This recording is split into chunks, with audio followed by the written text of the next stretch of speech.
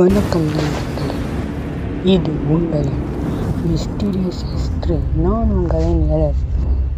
நமது தமிழ் பாரம்பரியத்தில் இருக்கும் விசேஷமான வழிபாடுகளில் பிணைந்ததுதான் இந்த மூத்த தேவியான தவ்வையை பற்றின வரலாறு.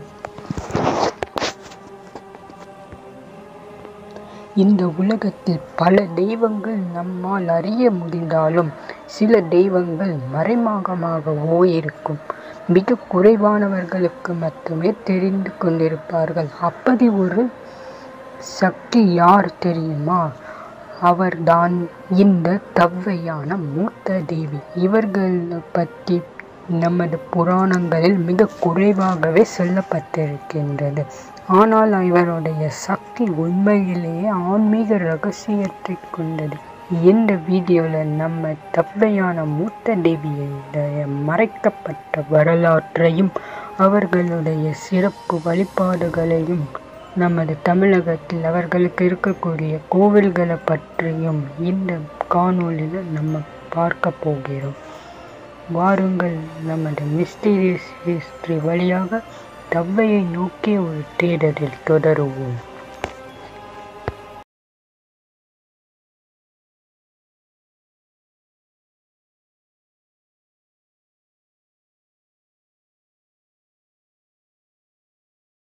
யார்? நம்முடைய முக்கியமான புராண கதைகளில் சிவன், விஷ்ணு, பராசக்தி, முருகன் போன்ற தெய்வங்கள் அதிகமாக பேசப்பட்டுள்ளன. ஆனால் சில தெய்வங்கள் மிகவும் ரகசியமாகவே இருக்கின்றன. அவர்களில் ஒருவர் தான் இந்த தவ்வையான மூத்த தேவி. இவர் யார் தெரியுமா? இவர் ஆதிபராசக்தியின் ஒரு மறைமுக அம்சம். இவர் கால சக்தியின் உயிரும் மாயையின் ஆதார சக்தியும் இவர்தான். சில தாந்திரீக நூல்களில் இவரை காலாத்ரி என்றும், சில புராணங்களில் மகாதுர்க்கையின் இரகசிய வடிவம் என்றும் குறிப்பிடப்பட்டுள்ளது.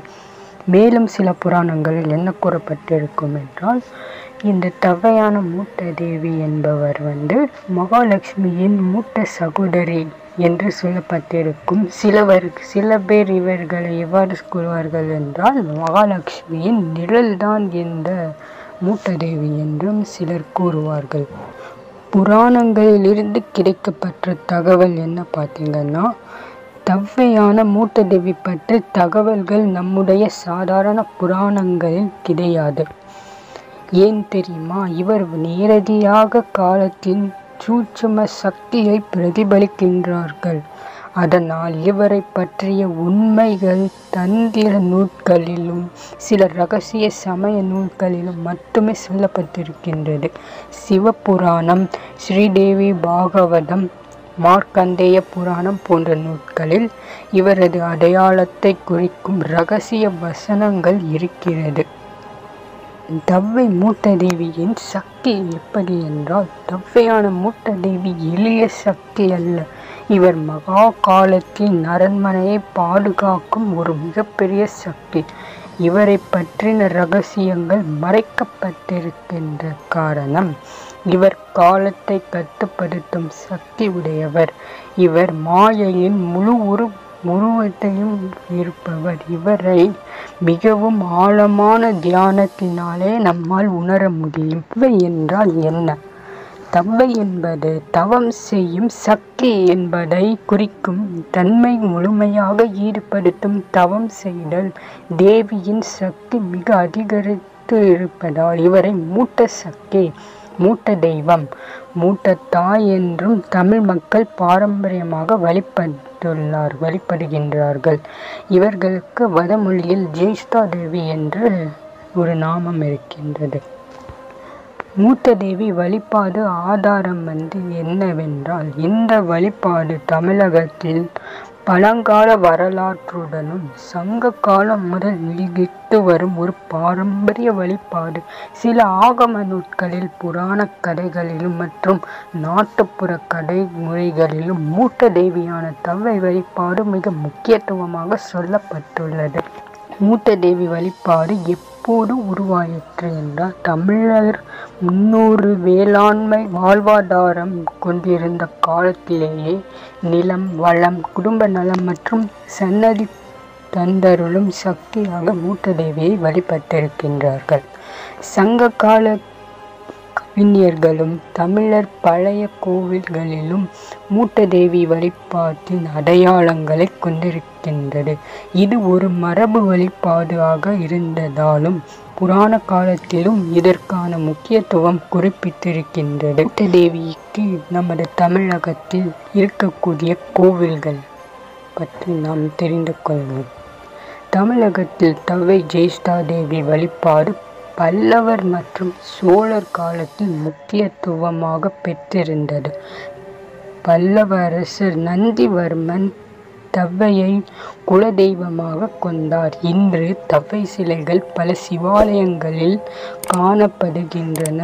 குறிப்பாக திருச்சி மற்றும் தஞ்சாவூர் மாவட்டங்களில் தவ்வை சிலைகள் உள்ள சில கோவில்கள் பற்றின தகவல்களை நான் இப்போது கூறுகிறேன்.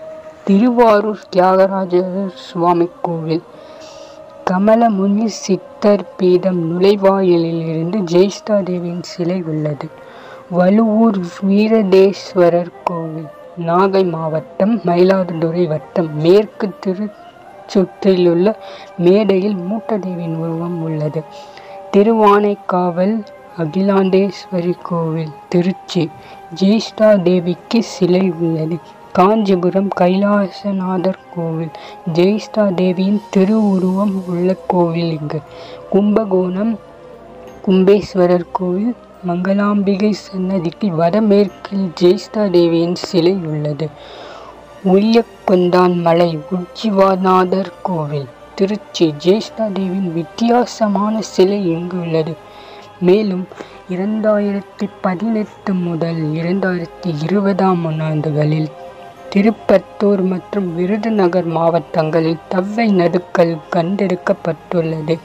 இவை தவிர தவ்வை சிலைகள் விவசாய நிலங்களிலும் காணப்படுகின்றது. இது தவ்வை வழிபாடு தமிழகத்தில் பல்வேறு இடங்களில் பரவலாக இருந்திருப்பதை காட்டுகின்றது. எனவே நமது மூத்ததேவியுடைய சக்தி என்ன பார்த்தீங்கன்னா, இவர்களை நாம் பல ஆயிரம் ஆண்டுகளுக்கு முன்னாடியே நம்மளுடைய தமிழர் மக்கள் நமது கிராமப்புறங்களில் ஒரு குலதெய்வமாக வைத்து வழிபட்டிருக்கின்றார்கள். நமது தவ்வையை விவசாய நிலங்களில் தவ்வைக்கு உள்ள சிலைகள் நிறையாக காணப்பட்டிருக்கின்றது. ஆனால் இப்பொழுது காலப்போக்கில் இந்த தவ்வையின் வழிபாடும் குறைந்து விட்டது. அது மறைந்து போனது நமது தமிழர்களிடையே. காரணம் என்னவென்றால், மூத்ததேவியை இன்று நாம் பலர் மூதேவி என்று அழைப்பதனால் அதை ஒரு அபசகுணமான இறைவன் என்று கருதி அனைவரும் அவர்களை நாம் மறந்துவிட்டோம். இவர்களின் சக்தி மிகவும் பெரியது. தவ்வையுடைய வழிபாடு நமது தமிழகத்தில் ஒரு காலத்தில் சிறந்திருந்திருக்கின்றது. ஆனால் இன்று மறைந்து போனது.